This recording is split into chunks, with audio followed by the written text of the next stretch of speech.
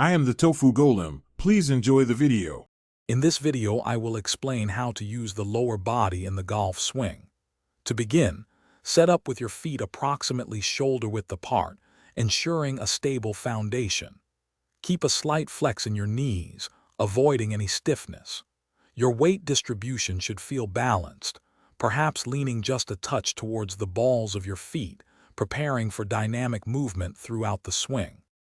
As you start your backswing, focus on initiating the movement with a subtle turn of your hips rather than just your arms. Allow your lead knee to naturally move inward, pointing towards your trail leg. This creates a coil. You should feel your weight shifting smoothly to the inside of your trail foot, building power and tension for the downswing. The downswing is where the lower body truly generates power. Start by shifting your weight actively to your lead side, feeling the pressure build in that foot. Then, aggressively rotate your hips towards the target, leading the club. Imagine pushing off the ground with your lead leg, driving energy up through your body and into the club head for maximum speed and impact. To complete your swing, ensure a full and uninhibited rotation of your lower body.